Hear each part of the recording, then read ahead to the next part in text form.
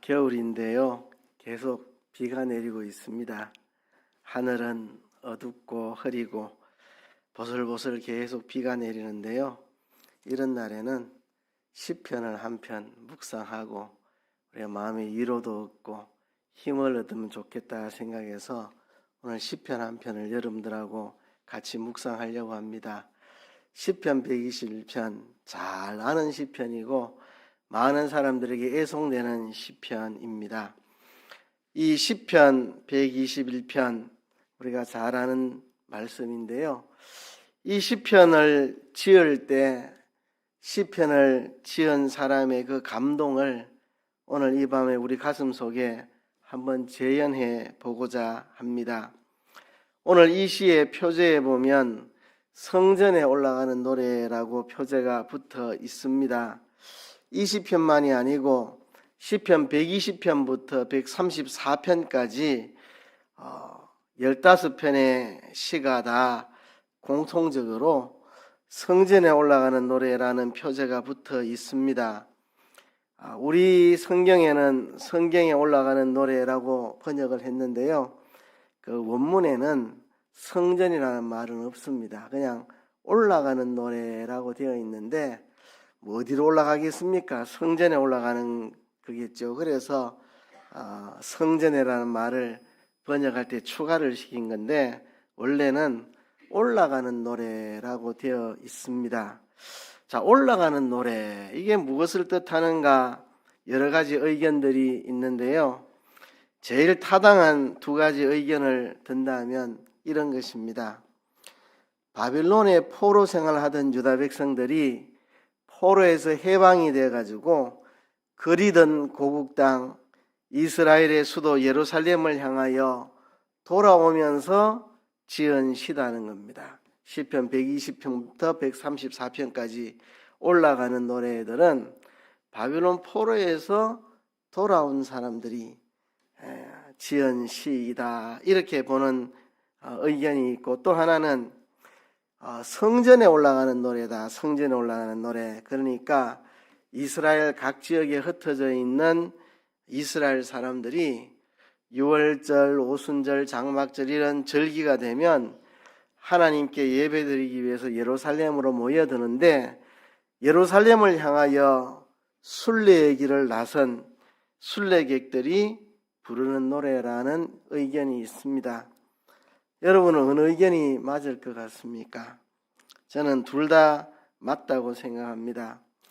우선 올라가는 노래라는 표제를 가진 이 한 묶음의 시편들은 보면 공통적으로 대부분 그 내용이 압제자에게 포로된 데서 해방돼서 고국으로 귀국하는 이스라엘에 대한 이야기를 담고 있습니다.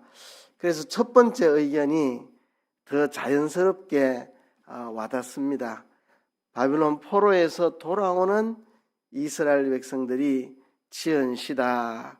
그런데 이 시를 처음 지을 때는 포로에서 돌아올 때의 그 감정을 시로 쓴 것이지만 이제 다 돌아오고 나서부터는 이 시가 흩어진 이스라엘 백성들이 절기 때마다 예루살렘에 모여 예배드리기 위해서 순례의 길을 나서는 그 순례객들이 이 노래를 불렀을 거라는 겁니다.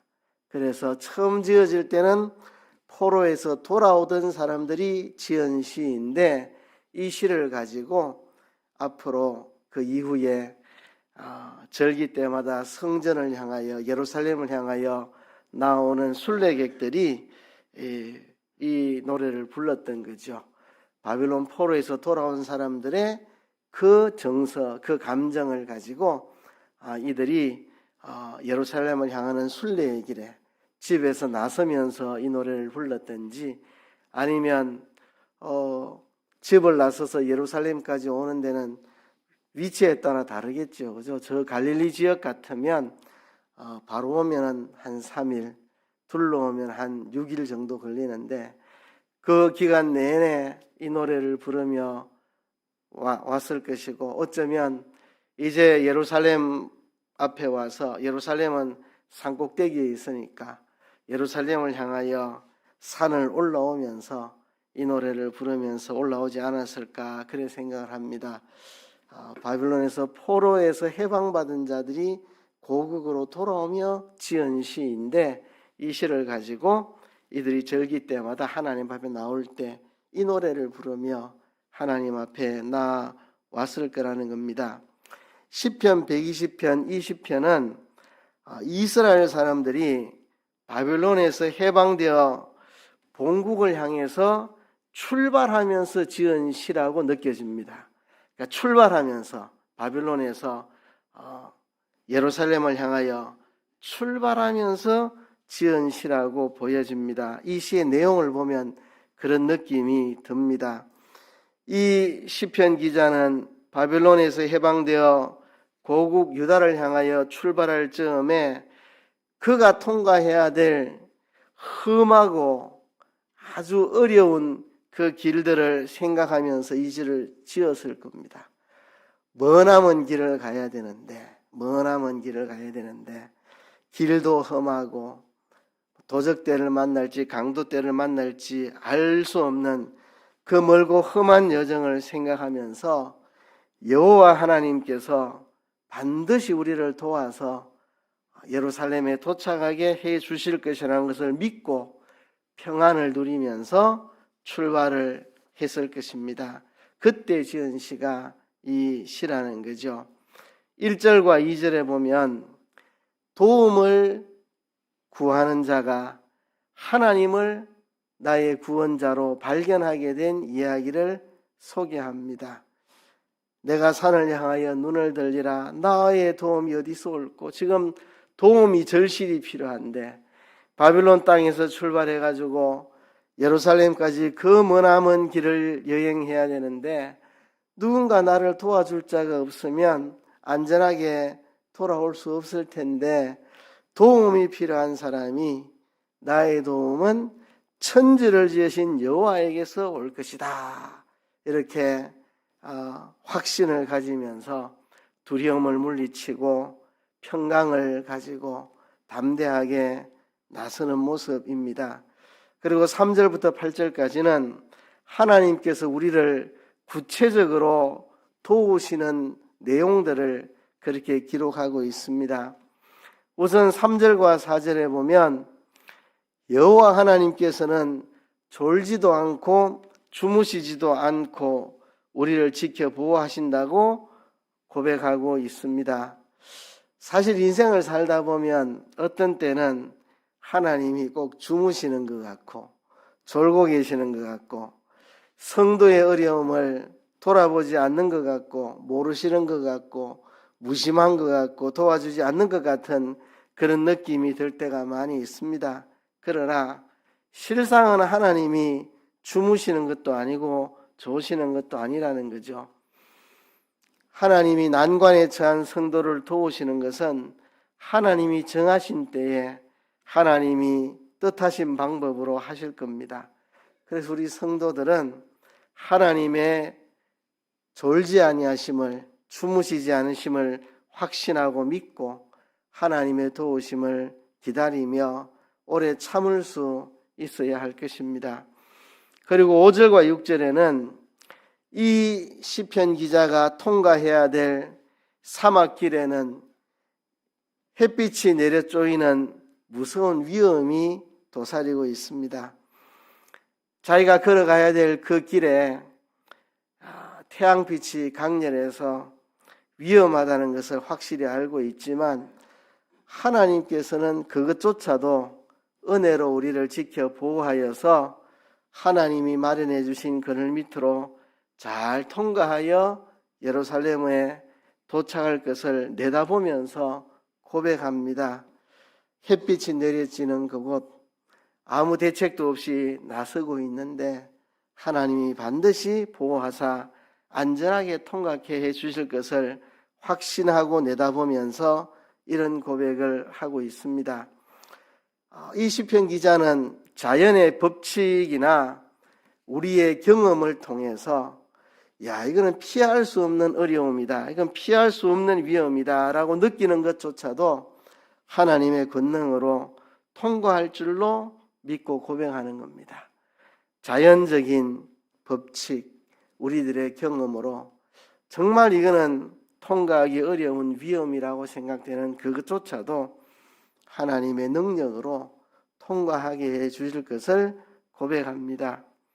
7절과 8절을 보면 이 시편 기자는 하나님께서는 이 외에도 우리가 경험하는 수많은 환난에서 우리를 건져주시고 지금부터 영원토록 우리를 지켜주실 것을 확신합니다. 예루살렘에 돌아오는 이 일뿐만 아니라 지금부터 영원까지 하나님은 우리를 지켜 보호하신다는 것을 확신하고 담대함을 가지고 평강을 가지고 이제 바벨론 땅에서 유대 예루살렘을 향하여 출발하고 있습니다. 이렇게 이 시편 기자의 믿음은 점점 커져만 가고 있습니다. 본문에 보면 하나님께서 졸지 않고 주무시지 않고 우리를 지켜주신다. 심지어 그 무서운 떼약볕 아래에서도 하나님 우리를 지켜주실 것이다. 뿐만 아니라 하나님은 지금부터 영원까지 우리의 모든 것들을 다 지켜주시리라. 이렇게까지 확신하면서 길을 나서고 있습니다. 전체적인 내용을 한번 살펴봤는데요. 우리 한 절 한 절 조금 더 생각을 해봅시다. 이 시편 기자가 여러 가지 어려움에서 하나님 우리를 건지신다고 고백하고 있는데요. 욥기 5장 19절에 보면 6가지 환난에서 구원하시니가 7가지 환난에서 건지시지 않으랴. 하나님은 우리를 실족지 않게 하시고 주무시지도 않으시고 햇볕에서도 우리를 지키시고 하나님은 영원토록 모든 우리의 출입을 다 지켜주시라 우리가 확신할 수 있습니다. 1절과 2절을 보면 내가 산을 향하여 눈을 들리라는 고백이 나옵니다. 지금 시편 기자는 눈을 들어서 산들을 보고 있습니다. 이 산들이 무슨 의미를 가지고 있을까? 저는 초신자 때부터 이 시편 121편 읽을 때마다 이게 궁금했습니다. 내가 산을 향하여 눈을 들리라. 이게 무슨 의미일까? 산을 향하여 눈을 든다. 눈을 들어 산을 바라보고 있다. 이게 무슨 뜻일까? 막연하더라고요. 이게 무슨 뜻인지. 말 자체는 전혀 어려운 게 없는데 이 시편 기자가 어떤 감정을 가지고 산을 바라보고 있는지 이게 파악하기가 쉽지가 않아요. 어떤 마음으로 지금 산들을 향하여 눈을 들고 있는지. 어떤 이들은 이렇게 생각합니다. 고국에 있는 산, 예루살렘 성전이 서 있는 성전산을 가리킨 게 아니겠느냐. 바벨론에서 출발하면서 그 그리운 예루살렘의 성전산을 사모하면서 바라보면서 이 시를 쓴 게 아니겠느냐 이렇게 이야기하는 분들이 있습니다. 상당히 타당성이 있습니다. 그럴 가능성도 있습니다. 그러나 그거보다는 바벨론에서 지금 출발하는 시점이라고 한다면 지금 이 시편 기자의 눈에 펼쳐진 산들은 예루살렘 성전산이 아니라 지금 바벨론에서 출발하는 그곳에서 보이는 그 높은 산들을 이야기하는 것일 겁니다. 지금 바벨론에서 출발하면서 앞으로 닥칠 수많은 위험들을 생각하면서 우리가 이 위험들로부터 어떻게 보호를 받아서 예루살렘까지 갈 수 있을까 이런 생각을 하고 있는 시편 기자가 내가 산을 향하여 눈을 들리라라고 할 때 눈을 들어 바라보고 있는 이 산들은 어떤 산들일까? 그의 앞길을 가로막고 있는 수많은 산들, 예루살렘까지 가기 위해서 지나가야 하는 그 수많은 산들, 그 산들을 의미하지 않겠습니까? 조금 더 의미를 생각하면 이 세상에 높고 큰 수많은 세력들, 그런 것들에게 산들이라고 하지 않겠습니까? 우선 문자적으로 본다면 내가 지금 통과해야 될 저 높은 산들, 저 산들을 어떻게 넘어야 되나, 수많은 그 앞에 펼쳐진 산들, 그 산들을 바라보았을 것이고, 그 산들을 통해서 이 세상에 수많은 힘 있는 세상 세력들, 그런 것들을 생각을 했겠죠. 내가 산을 향하여 눈을 들리라. 나의 도움이 어디서 올고 누가 나를 도와준단 말인가? 누가 나를 저 산들을 넘어 고국 예루살렘으로 무사히 도착하도록 누가 나를 도와준단 말인가? 세상에 수많은 나라, 권력, 권세들이 있는데 어떤 세력이 나를 도와줄 수 있을까? 오직 하나님만이 나의 구원자가 되시고 하나님만이 나를 도와주신다는 답을 찾습니다. 눈을 들어 산을 아무리 쳐다봐도 나를 도와줄 이는 아무도 없습니다. 오직 나를 도와주실 분은 2절에서 고백한 것처럼 천지를 지으신 여호와, 나의 도움이 천지를 지으신 여호와에게서로다. 이 시편 기자는 산을 향하여 눈을 들고 나의 도움이 어디서 오나? 나의 도움은 천지를 지으신 여호와에게서 도움이 올 것이다 라고 주장하며 선언하며 확신하며 출발하는 모습을 보여줍니다. 세상 것은 아무리 훌륭하고 크고 위대해도 역시 나와 똑같은 피조물이라는 것을 시편 기자는 알고, 피조물과 다른 천지를 만드신 하나님만이 우리를 도와줄 수 있다. 저 산들도 피조물의 하나일 뿐이고, 저 산들처럼 세상에 우뚝 서 있는 크고 작은 수많은 세력들도 다 피조물에 불과하고 천지를 지으신 여호와께서 나를 도와주신다 하는 겁니다.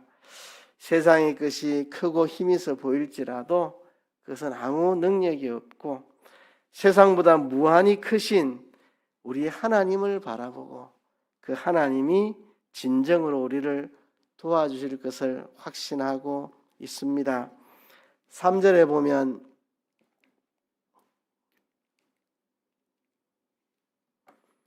여호와께서 너로 실족지 않게 하시며 너를 지키시는 자가 졸지 아니하시리로다. 이스라엘을 지키시는 자는 졸지도 아니하고 주무시지도 아니하시리로다 고백합니다. 지금 반복해서 말합니다.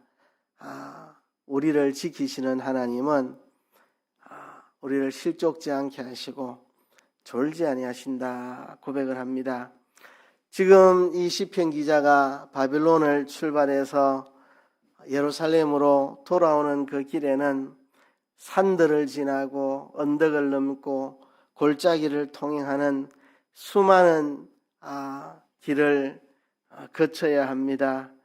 언제 어디에서 발을 헛디뎌서 실족하게 될지 모릅니다.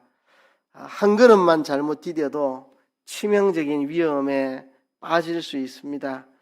우리로 실족하지 않고 우리의 삶의 진로를 평탄케 걸어가도록 지키시는 분이 계십니다. 그분이 우리 하나님이십니다.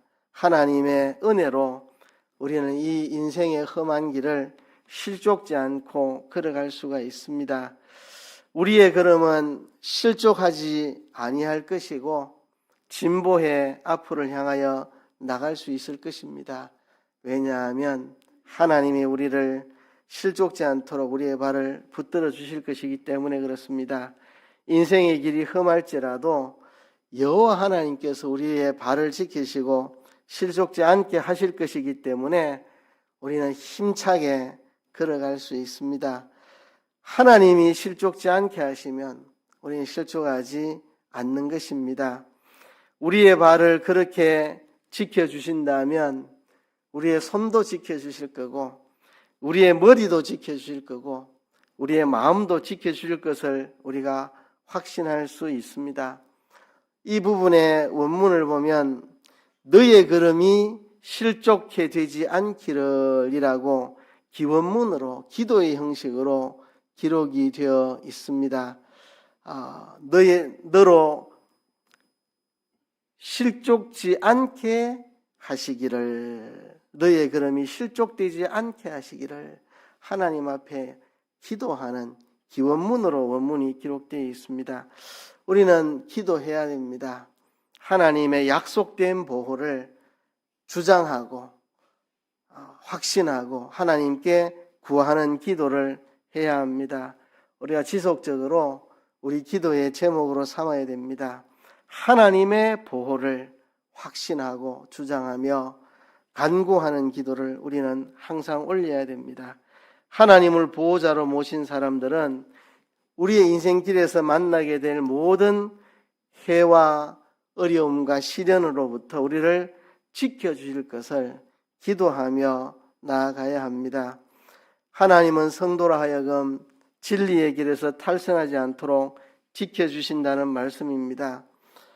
사람이 아무리 세상적인 것을 성공해도 하나님의 진리에서 떠나서면 인생을 실패한 것입니다.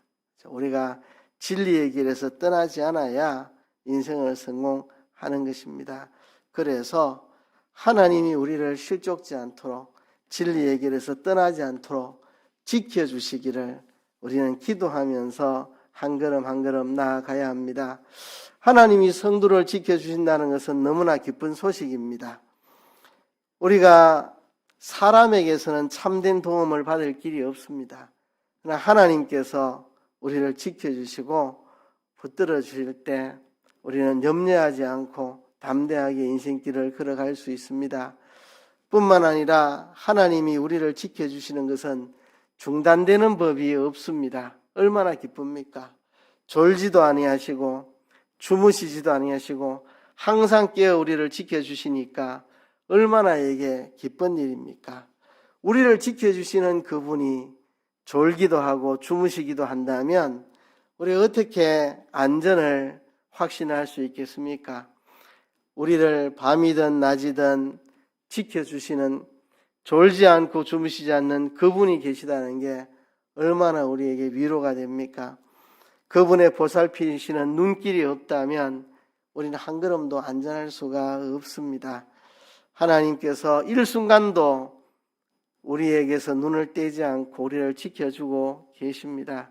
이것이 인생의 나그네 길에서 우리가 확신하고 노래 부를 수 있는 것입니다. 하나님 졸지도 아니하십니다.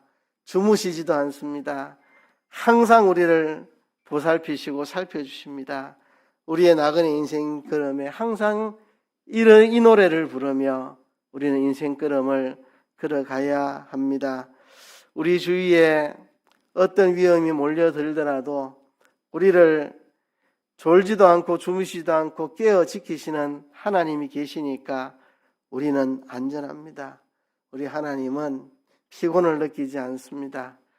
잠드는 분이 아니십니다. 하나님의 우리를 살피시는 눈은 감기는 법이 없습니다. 그러기에 우리가 평안을 누릴 수 있습니다. 우리가 밤에 잠이 들 때도 이 밤에 하나님이 나를 지키실 것을 확신하기 때문에 우리가 평안히 잘 수 있고 하루를 시작하면서도 하나님이 졸지도 않고 뜬 눈으로 우리를 지켜주실 것이기 때문에 우리는 평안하게 하루를 시작할 수 있습니다. 5절과 6절에 보면요, 여호와는 너를 지키시는 자라, 여호와께서 내 우편에서 내 그늘이 되시나니 그랬습니다. 여호와는 너를 지키시는 자라, 여호와께서 내 우편에 그늘이 되신다. 우편이라는 말은 힘 있는 편을 가리켜서 우편이라고 그러죠. 그리고 그늘은 해로운 빛을 막아주고 보호하는 것을 그늘이라고 했습니다. 그래서 하나님의 보호하심을 비유한 것입니다. 하나님의 그늘 아래에 있는 자를 어떤 세력도 해할 수가 없다는 것입니다. 어떤 세력도 그 누구도 하나님의 보호 아래에 있는 자를 해할 방법이 없습니다. 여호와는 너를 지키시는 자라, 여호와께서 내 우편에서 내 그늘이 되신다 말씀했습니다. 6절에 보면 낮에 해가 너를 상치 아니하며 밤의 달도 너를 해치 아니하시리라 그랬습니다. 바빌론에서 출발해서 예루살렘으로 돌아오는 그 길에는 해와 달의 위험을 당할 수 있는 그런 상황들이 많이 놓여 있습니다. 태양이 한낮에 내리쬐을 때 일사병의 위험도 있을 거고요. 달의 해를 어떻게 받는지 잘 알 수는 없지만 얼마든지 생각할 수 있습니다. 도적대가 저 멀리서 지키고 있는데 달빛이 얼마나 밝은지 피할 길이 없는 난감한 상황을 만나면 제발 달빛이 없었더라면 이런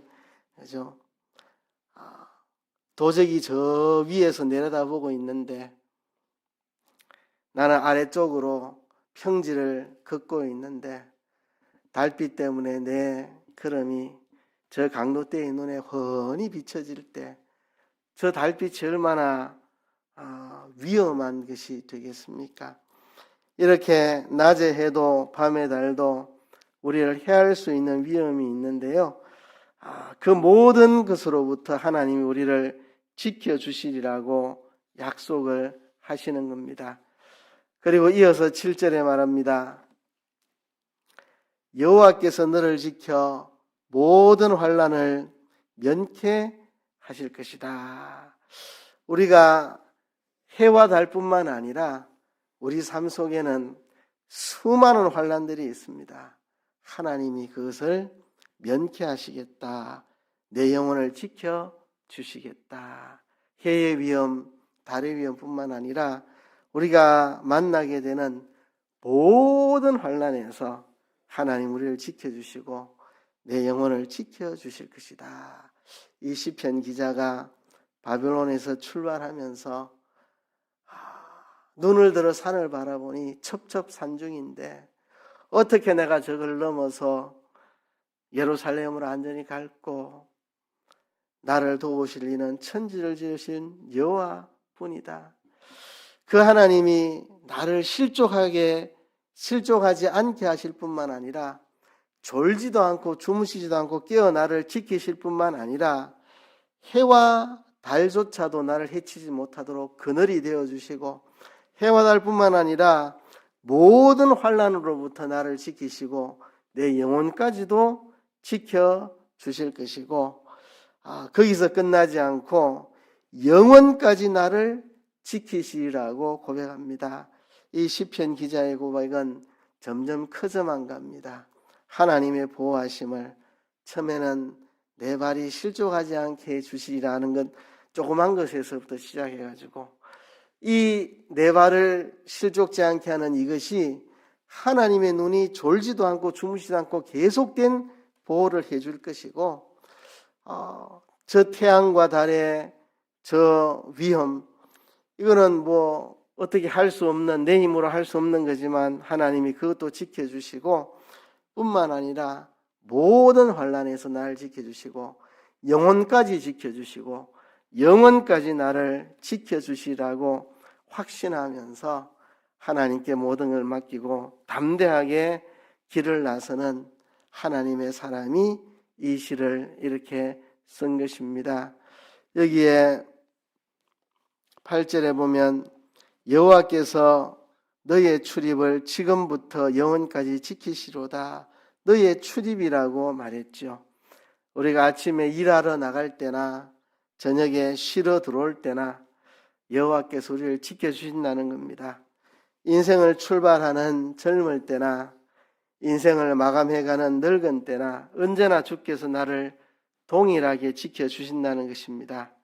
나가는 것도 들어오는 것도 다 주님이 보호하신다는 것입니다.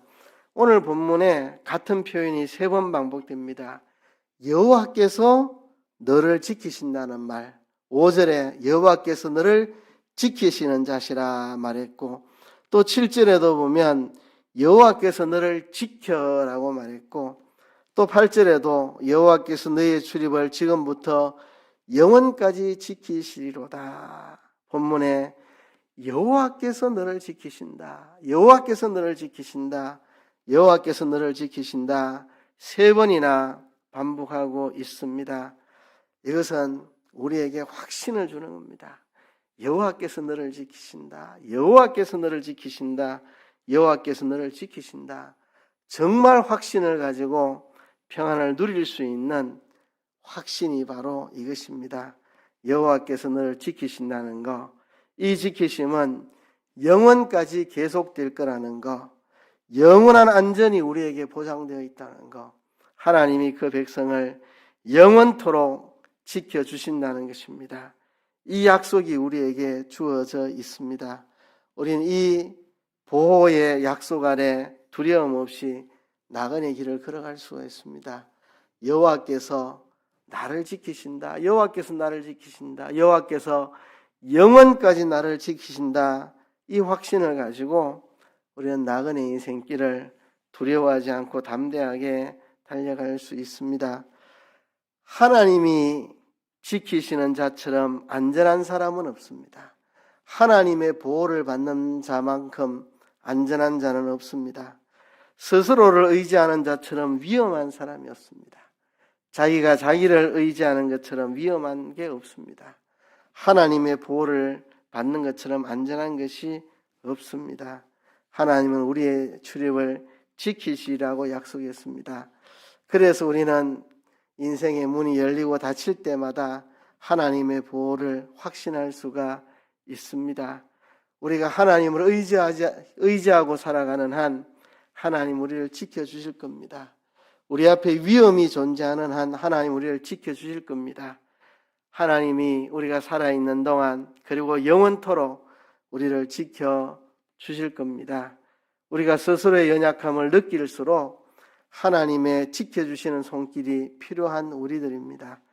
우리는 우리를 지켜주시는 하나님께 감사하며 평강과 담대함으로 인생 걸음을 걸어야 하겠습니다.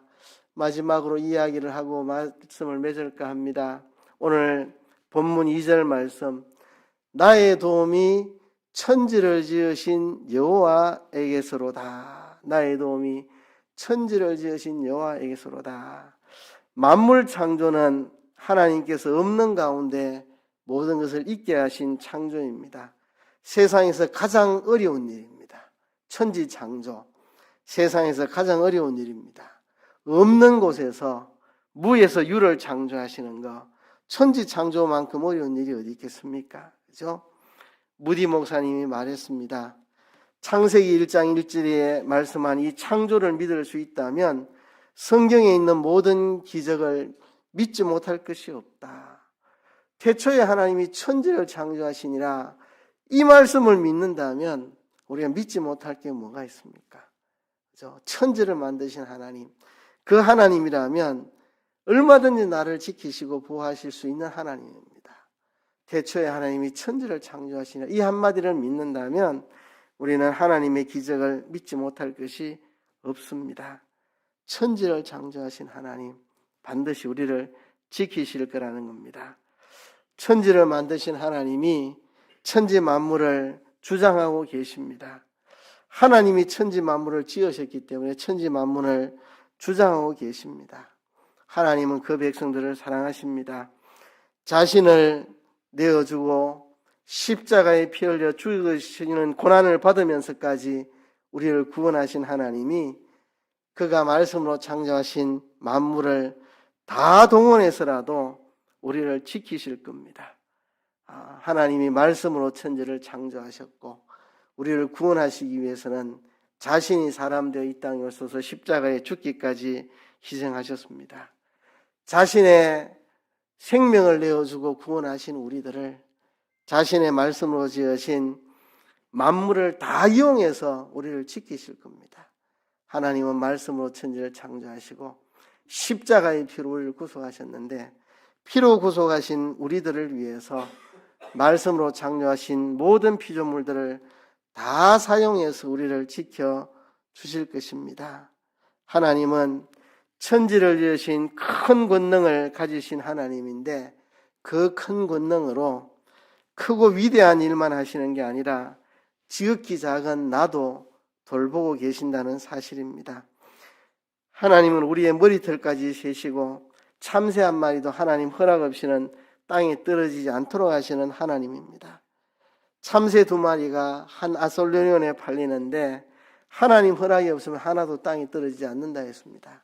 천지를 만드신 하나님은 크고 위대하고 엄청난 일만 하시는 게 아니라 나 같은 사람 머리털까지도 세시고 나 한 사람의 모든 것들을 다 세심하게 살피시고 보호하시는 하나님이라는 것입니다. 이것이 바로 나의 도움이 천지를 지으신 여호와에게서로다라는 말씀에 의미하는 것입니다. 천지를 창조하신 하나님, 내게 못하실 일이 뭐가 있겠습니까? 십자가의 피로 나를 구속해 주신 하나님이 말씀으로 창조하신 모든 만물을 다 동원해서 나를 지켜주실 것입니다. 그 크신 하나님, 권능의 하나님은 지극히 작은 나를 그 권능으로 돌봐주시는 하나님이십니다. 이것이 이 시편 기자의 확신이고 이것이 담대함이고 평안입니다. 우리도 인생 걸음에 하나님의 보호하심을 믿고 확신하고 주장하고 간구하고 기도하며 우리의 인생 걸음을 담대하게 걸어가는 저와 여러분 되기를 주의 이름으로 축복합니다. 말씀을 생각하시면서 한번 통성으로 기도하겠습니다.